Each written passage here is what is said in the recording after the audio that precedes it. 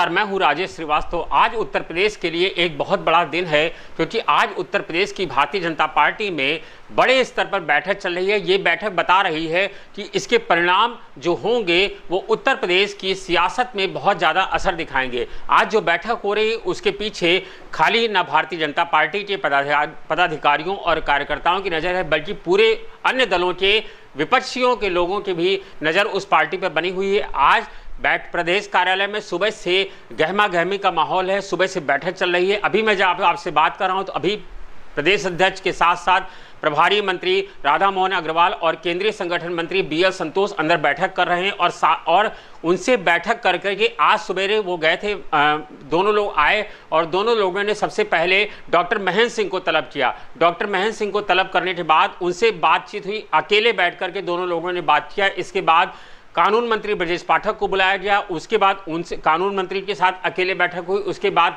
फिर स्वास्थ्य मंत्री जय प्रताप सिंह को बुलाया गया। तीनों लोगों से अलग अलग बैठक कर करके अब जो है पार्टी पदाधिकारियों के साथ बैठक चल रही है। इस बैठक में मंथन किया जा रहा है, लेकिन सबसे बड़ा सवाल आज यही बन गया है कि क्या पार्टी में जो असंतोष उभरा है उसको BL संतोष दूर कर पाएंगे।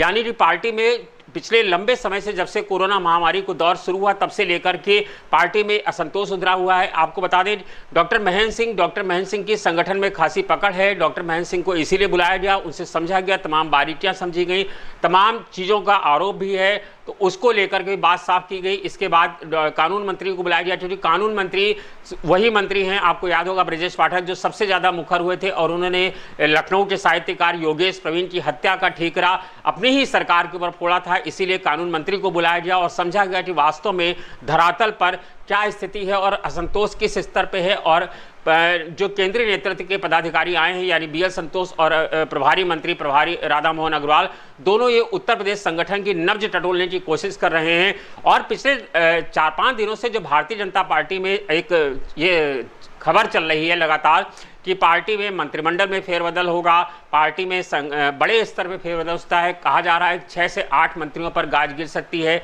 उनको हटाया जा सकता है, डिप्टी CM पद पर भी बदलाव हो सकता है। कुछ लोग की चर्चा ये भी है कि मुख्यमंत्री के पद को लेकर भी बदलाव हो रहा है। तमाम सारी चीज़ें हैं, लेकिन ये तय है कि अब जो बैठक जो जिस तरह से चल रही है, भले ही ये मंत्रिमंडल को विस्तार को लेकर के ना हो, लेकिन ये तय है कि उत्तर प्रदेश में आगामी आने वाले 1 सप्ताह के अंदर कोई बहुत बड़ा फेरबदल सरकार में देखने को मिलेगा।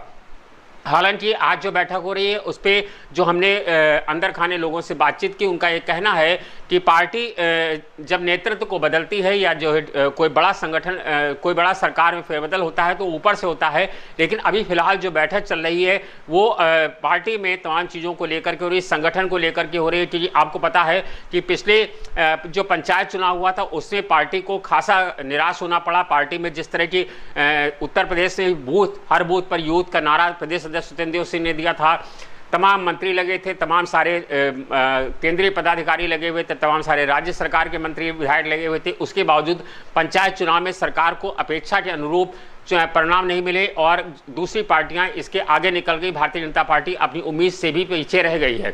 इसको लेकर के और पार्टी में जो मंत्रियों को लेकर के जो तमाम असंतोष है, कोरोना महामारी को लेकर के पार्टी में असंतोष है, क्योंकि अब पार्टी के पास सिर्फ 7 महीने का समय बचा है। तो 7 महीने को समय को लेकर के पार्टी में किस तरह से चीज़ों को मैनेज किया जाए कि अगला जो चुनाव है उसमें उत्तर प्रदेश भारतीय जनता पार्टी में क्योंकि आपको बता दें उत्तर प्रदेश भारतीय जनता पार्टी के लिए सबसे अहम इसलिए है क्योंकि उत्तर प्रदेश सबसे बड़ा प्रदेश है और यहाँ पर असंतोष भी सबसे ज़्यादा है।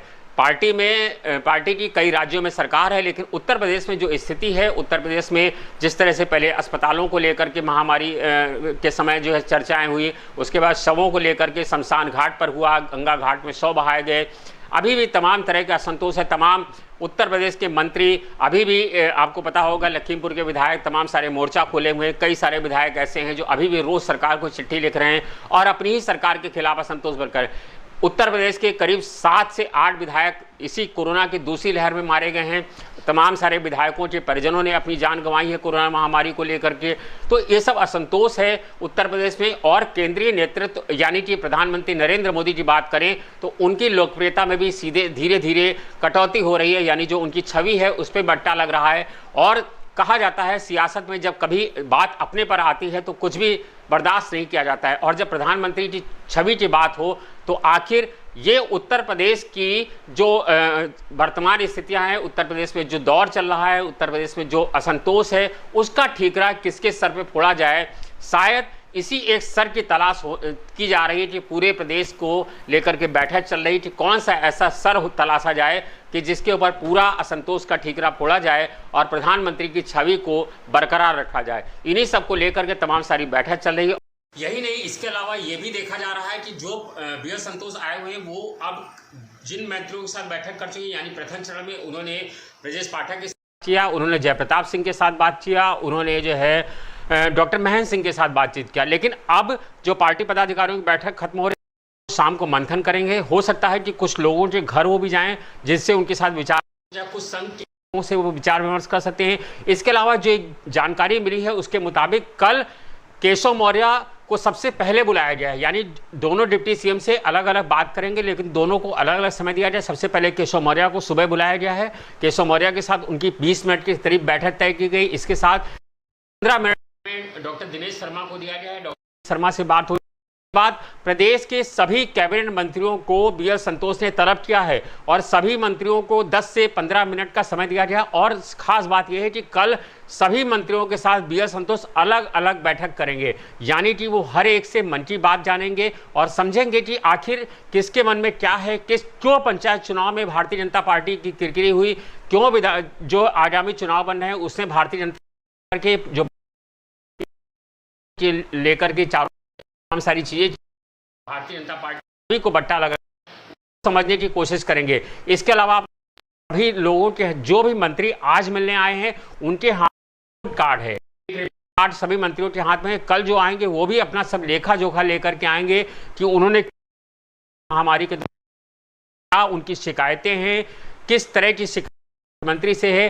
कहा यह भी जा रहा है कि 3 मंत्री आए हैं, पुष्टि नहीं हो पाई है, लेकिन कहा जा रहा है जो तीनों मंत्री है कि मुख्यमंत्री उनकी सुनते नहीं है, मुख्यमंत्री अधिकारियों की सुन रहे हैं, करते हैं जो सिर्फ अधिकारी करते हैं। इसको लेकर के भी आपको बता दें कि सभी मंत्रियों में खासा आक्रोश है, क्योंकि इस जो कोरोना महामारी दौरी है इसमें न डिप्टी सीएम की सुनी गई, ना जो है किसी मंत्री किसी विधायक की सुनी गई।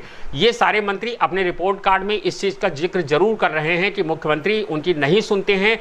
ये सब तमाम असंतोष है जिसको लेकर के आज बी एल संतोष बैठे।